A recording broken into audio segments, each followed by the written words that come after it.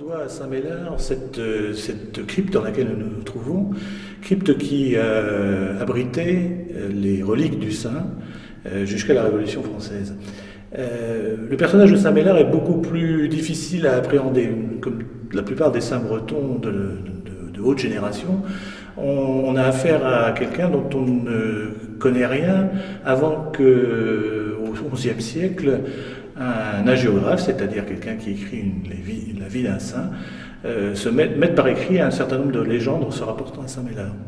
Parmi ces légendes, celle de son martyre, qui serait intervenu ici à Lanmeur, plus précisément à Douféjou-Sainte-Médard, le château mérovingien dont nous verrons tout à l'heure les traces. Donc Saint-Médard aurait été martyrisé dans ce château et donc, comme je le disais tout à l'heure, ces reliques auraient été transportées de manière miraculeuse ici sur un attelage conduit par des bœufs qui auraient refusé d'avancer en étant arrivés au lieu où nous nous situons. Donc c'est lui qui est à l'origine du village, on va dire.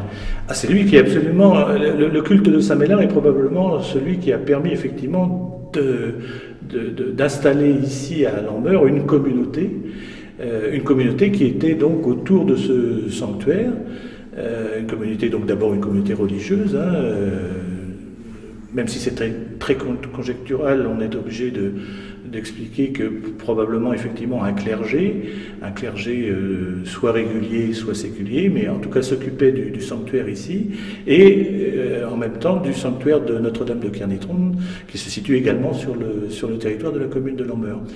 Et donc en fait, Lanmeur lui doit effectivement d'exister, et d'ailleurs Lanmeur a porté au Moyen-Âge le nom de Lanmeur-Mélard, le Lanmeur de Saint-Médard. Qu'est-ce qui a nourri ces légendes? Pourquoi autant de légendes, autant de petits rajouts à ces légendes?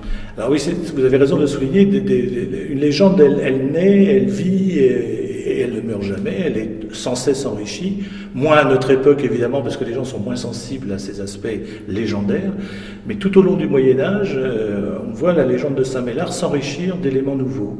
En fait, donc le résidu historique de la légende de Saint-Médard est très très faible. On ne peut pas se prononcer sur l'existence même du saint, on peut l'admettre comme un fait avéré, mais on ne sait rien de son existence de manière tangible avant, comme je l'ai dit, qu'un hagiographe au XIe siècle ne mette par écrit des légendes qui avaient déjà probablement cours ici, sur place.